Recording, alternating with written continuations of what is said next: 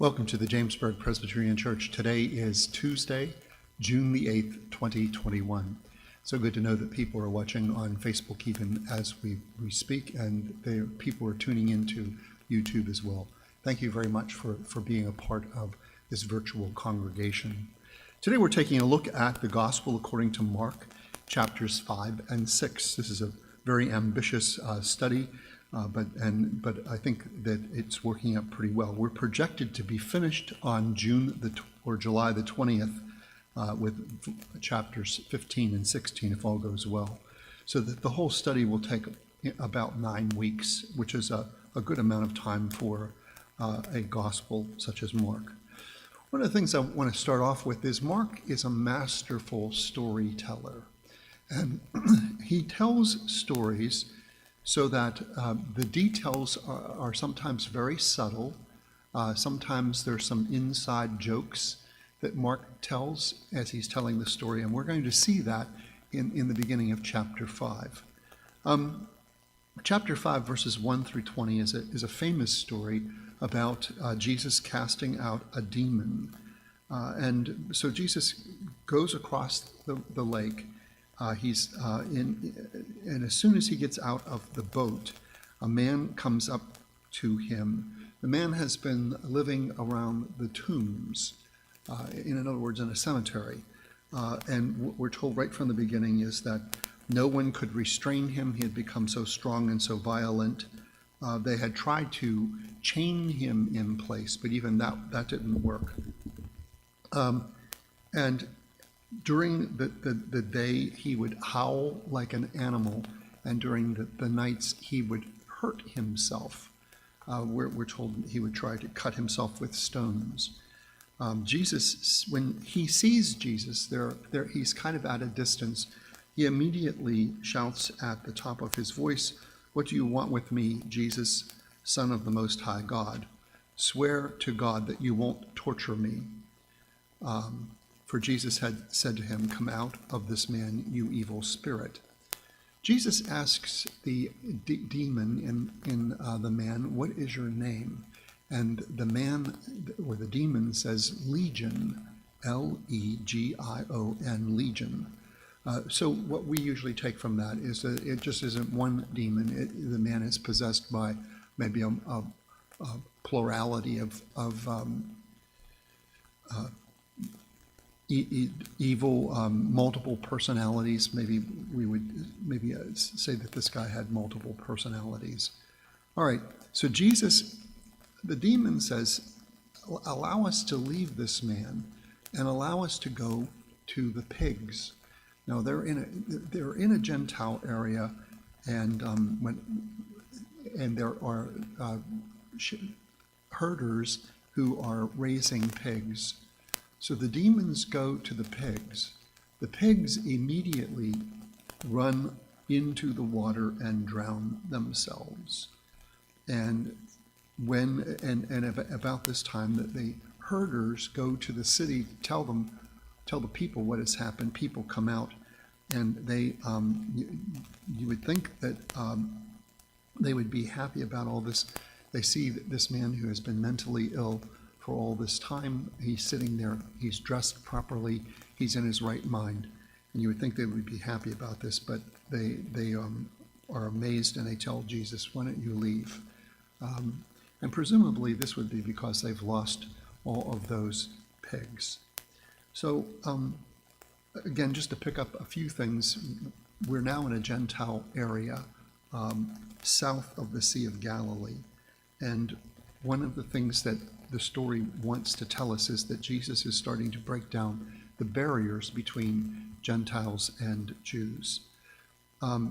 Back in those days, the mentally ill, especially if they were violent, were restrained, and in this case, we're told that restraint wasn't working so well. The demon is cast out. This is one of the healing things that Jesus does in his healing ministry, helping people to regain themselves. And not only that, they regain themselves, but they also regain their status within the community. This man now is able to go back to his family. He's been living among the tombstones in a cemetery. He's now able to go back to his family and pick up a life that he was living before. The so the and from a Jewish perspective, having a herd of pigs get drowned was no big deal. Now, we might think in terms of the Gentiles there, pig farming was important. This was a source of food for the people in that region. Jewish people were not allowed to eat pork, but the Gentiles could and did. So this is a huge loss to them for losing these people. All right. So the story seems straightforward until I throw the monkey into the wrench. And I know I got that wrong. So anyway. Legion, weird name. We take it that it means multiple personalities, a large group of demons. But people living back in this day would have taken it an entirely different way. As a matter of fact, there are commentators from that time period who get the inside joke. What is a legion? A legion is a Roman army. Does this man symbolically represent Israel? And does the demon that's in him represent the occupying Roman army that has been there since 6 AD? The 10th Legion, just to make it a little bit more interesting, the 10th Legion was the legion that was stationed in this area. And the 10th Legion used on their standards the image of a boar or pig. A legion was made up of 6,000 infantry, 120 cavalry, and then there were auxiliary people that are associated with that. However, the term legion could also be used for a battalion, and a battalion was made up of 2,000. It's 2,000 pigs that get killed. It's 2,000 people in a Roman battalion, actually 2,048. So it's closer to the number of people in the pig, or the number of pigs in the herd, is what Mark is saying in a kind of tongue-in-cheek way, that the Roman soldiers are pigs and that they will die in the water.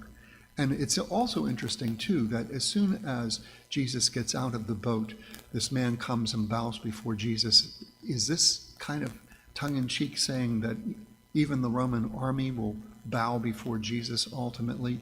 Anyway, this metaphor is not lost on commentators back in those days. It was kind of like one of those wink, wink things, or in this case, oink, oink. Anyway, he's wearing the man is healed, and instead of the people being thrilled, they ask Jesus to leave, please. And so Jesus departs from the territory. But one other thing happens.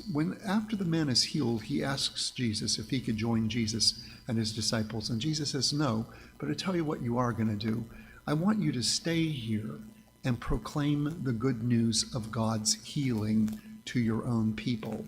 So here is a Gentile man who is now healed, who can attest to others that he was once out of his mind, literally, and now he is healed. And he stays, and the news about what Jesus has done begins to spread among the Gentiles in what is called the Decapolis. It's mainly a collection of 10 cities in this particular area. The next story, or the next segment of Mark's Gospel in chapter 5, is 2 healing stories, but they're condensed into one. While Jesus is again coming out of the boat, a large crowd gather there, and the temple leader, a synagogue ruler named Jairus, comes to him and says, "My daughter is dying." So Jesus begins to walk with him to Jairus' house, and as he does, a woman comes up and touches the hem of his clothing. Now, the situation with the woman, we are told, is that she has a hemorrhage. It's a gynecological hemorrhage, and that she has been to doctors. She has spent a fortune, and nobody has been able to get her better. As a matter of fact, they've only made things worse. So the problem here is that if she does have this hemorrhage, she is considered to be ritually unclean and should not be out among people. She's had this problem for a long time, and for I think 12 years. So immediately she is healed, and Jesus, who understands that power has left him, turns to his disciples and said, Who touched me? Now the disciples must be thinking, are you out of your mind? You know, all these people crowding into you, and you're wondering who touched you? I mean, it could have been any one of us bumped into you. But the woman knew that she touched Jesus, and she knew that she had to step forward and tell the truth, and she does that. And Jesus says to her, Fear not, your faith has healed you. It's her faith, not there's no magic here. Touching Jesus' clothing does not result in some sort of magical effect. It's her faith that has made her well. So they continue the journey to Jairus' house. People from Jairus' house now get up to Jairus, and they said, Don't even bother. She's dead. She has passed. And Jesus says, Do not be afraid, just believe. Something that he said similarly.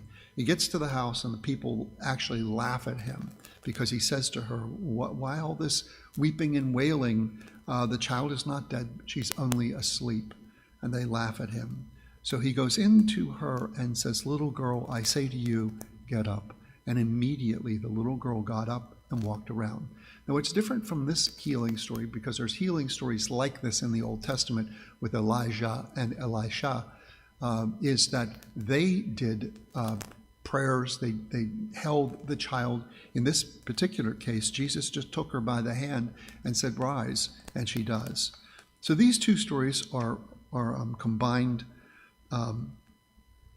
She had the first in its bookend with the problem that Jairus is having, and in the middle is the story of the woman who has the hemorrhage.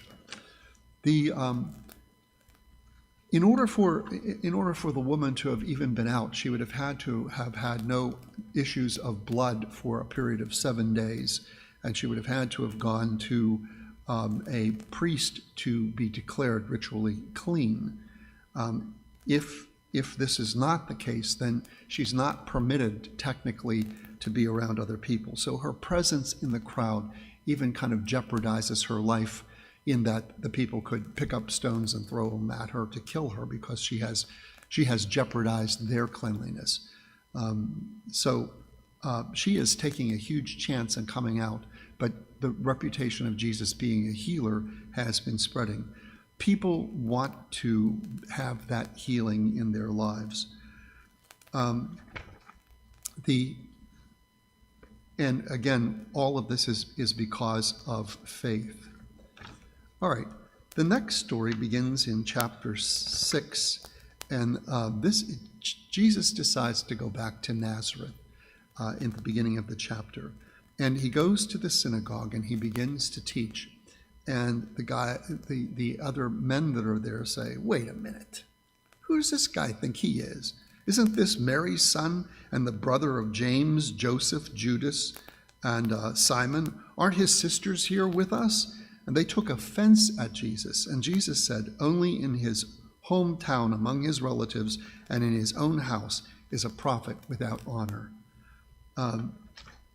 The people who have been familiar with Jesus, and we saw this in a previous story where Jesus' family came to him in chapter 3, and they wanted to get him, kind of have an intervention because they thought that Jesus was crazy. We know this guy. He's He's crazy. They call him the carpenter. Isn't this the carpenter? Now, back in those days, carpenters would there was a limitation on how much wood was available. So carpenters would not build whole houses. They didn't build houses of wood. Most of it was done with stone or brick. So what Jesus would have done is build the door frames so that you could hang a door or the frames around where the windows would be, so that you could put slats in to limit the amount of light coming into your building. The word carpenter, tekton, it also could mean stonemason. So it is possible that Jesus is both skilled in stonemasonry and in woodworking. Now, in the Nazareth area, it wasn't a poverty-stricken area. It was a middle-class area. There were people in that area that were wealthier, like temple leaders and things like that. Jesus would be considered a tradesperson. He wouldn't be considered the elite of that area, but he was by no means in poverty when he was working. So, and he would have worked to keep his mother in money to take care of his family. We know this by tradition. And then a time came when he decided to do his ministry. His ministry only lasted about 3 years. His itinerary ministry only lasted about 3 years. So Jesus is here in Nazareth and realizes that he has to go. So he continues preaching, and we get into chapter 6, verses 6 through 13. And Jesus calls the disciples to him and says, I'm going to send you out 2 by 2. And what I want you to do is proclaim the good news of the gospel. Tells them that they cannot take any money with them. If they go to a community and they are welcomed into a house, they should stay there. And just the idea, don't take extra clothes. In other words, you're going to depend upon God. You're not out here as charlatans making money off of God. You're as some people did in this time period. Rather, you're going to be an itinerary preacher. You're going to go out and you're going to do these things. No bread, no bag, no money in your belts. Wear sandals, but do not take an extra tunic. The extra tunic would be so that they could stay outside if they had to in the cooler evening air. So what Jesus is saying is, find a place where somebody will bring you into their home and give you hospitality. The dangers of traveling in that time period made it necessary to travel in pairs. But there's a second reason, and that is, if you're going to testify to something, according to Jewish law, in order for that testimony to be credible, it had to be confirmed by a second person. So traveling in pairs of 2, they're able to talk about what Jesus did, and there would be that second person to confirm the story. That was required by Jewish law. They are to trust in God for taking care of them, and they're not to act like the charlatans or magicians that were living in this time period too. They were to depend upon local hospitality. In chapter 6, verses 14 through 29, we now confront the death of John the Baptizer. And we are told that John the Baptizer has been executed. What we know is that he was arrested by Herod. And the reason he was arrested by Herod had taken his brother's wife and made her his own wife. And what John the Baptizer was saying is, this is immoral. You can't just have an affair, and even if you get married to that person, you can't do this sort of thing. But he did it anyway. He took his brother's wife and married her. His brother's name was Philip. So John the Baptizer was condemning this. Now, Herod had a very weak kingship in the first place. And to have people in Israel now thinking that God is not going to have favor on them because of what Herod did is a political disaster. So by having John the Baptizer arrested, he was able to silence John the Baptizer.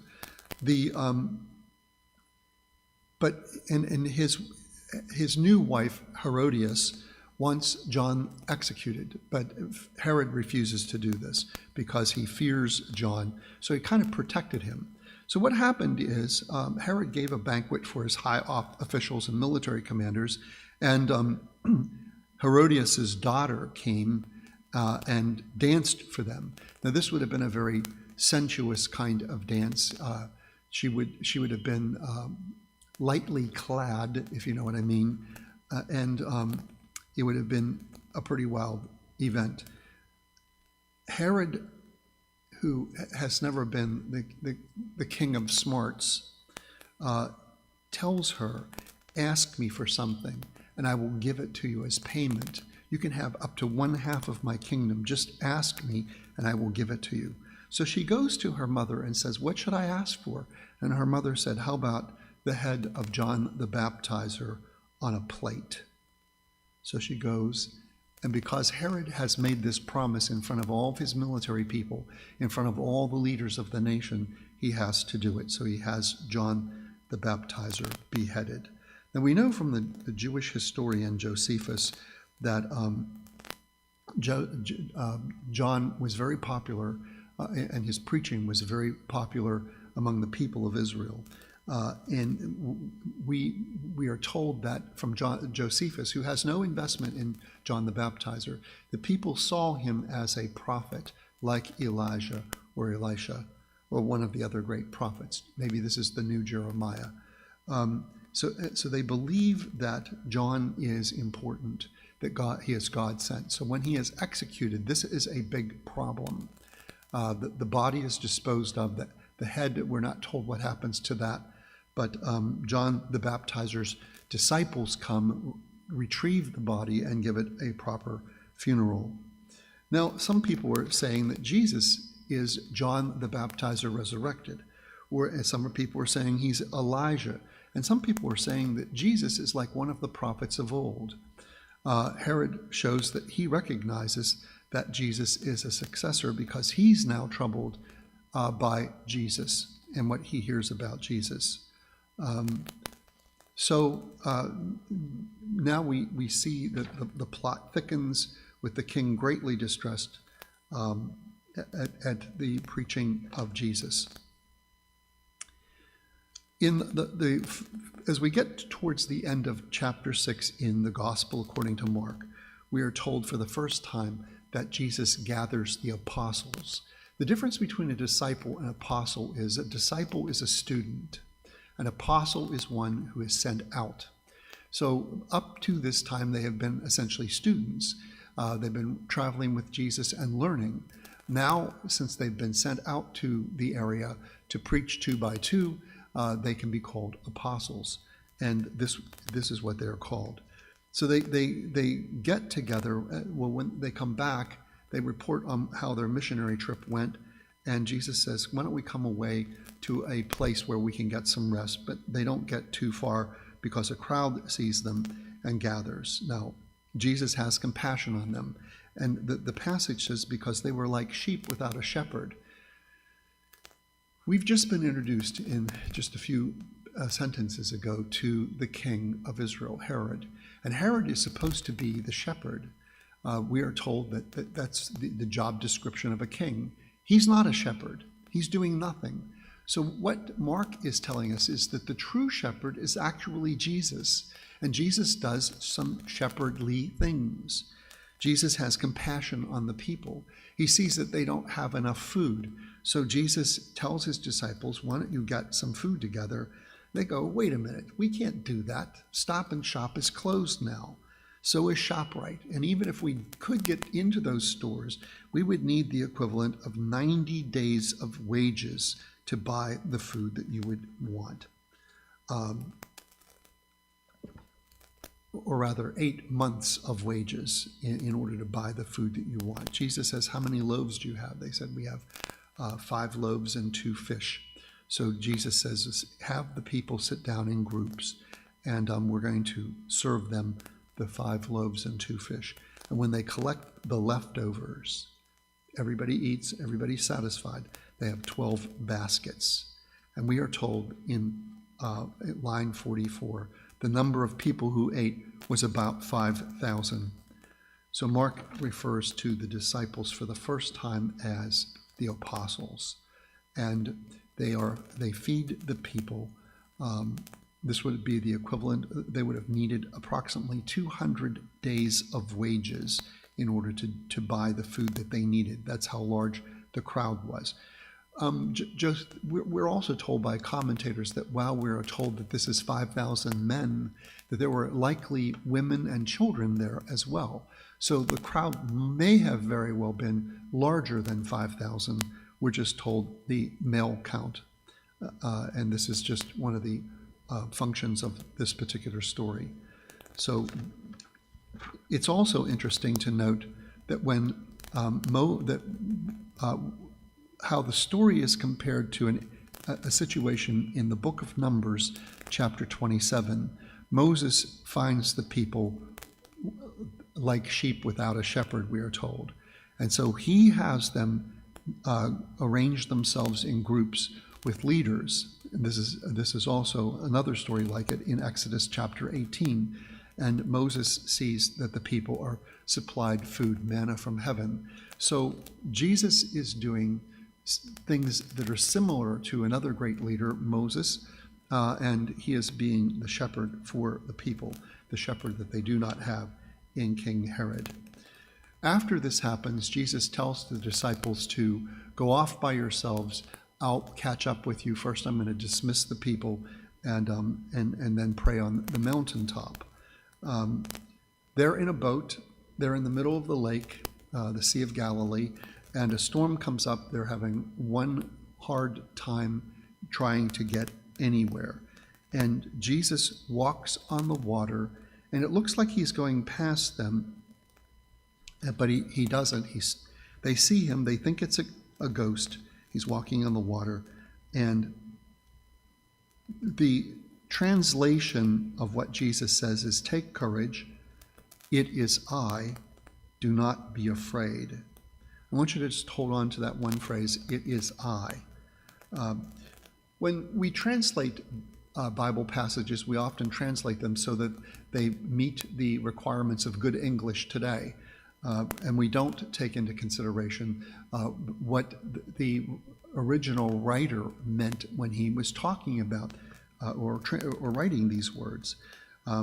So hold on to that for just a moment. They were amazed. They still didn't believe, but they were amazed. And when they got to dry land, people immediately started bringing people to Jesus for healing. All right. One of them, "Take heart, it is I, do not be afraid." So I know some people really don't like the Old Testament, but the Old Testament is important in helping us to understand the New Testament. Moses is at the burning bush, and God from the burning bush says to Moses, "I want you to go to Pharaoh and tell him, 'Let my people go.'" And Moses eventually gets around to saying, "Okay, suppose I do this thing. People aren't going to believe me. I mean, who should I say sent me?" And God tells them, "Tell them, I am sent you." This is a God of the present. The word I, as in me, the pronoun am, A-M, I am sent you. What Jesus says here actually is, "Take heart," or "Take courage, I am. Do not be afraid." Now, it doesn't make any sense in English, except if we know that in the Old Testament, God refers to the divine self as I am. And when Jesus is walking across the water, and we're told that in Job chapter 9, verse 8, and then again in chapter 38, verse 16, that God is described as the one who appears on the waters, walking on the waters. And here Jesus is walking on the waters. We have kind of an allusion to the image of God walking on the waters. And Jesus answers, "I am." So this is how this particular story ends, where this chapter ends. While the disciples still do not know who Jesus is, and now they're apostles. Jesus has given them a big clue in what he did. They do know that he is a healer. They've seen that. They don't understand how it's happening. We're told by Mark that it's because their hearts are hardened. And we also know that that hard hearts tag has been given to Jesus' opponents, the hostility of his opponents. So is this to say that the disciples are kind of like that at this point in time? They just don't understand who Jesus is. They cannot understand, really. But Jesus continues to attract huge crowds because of his healing power.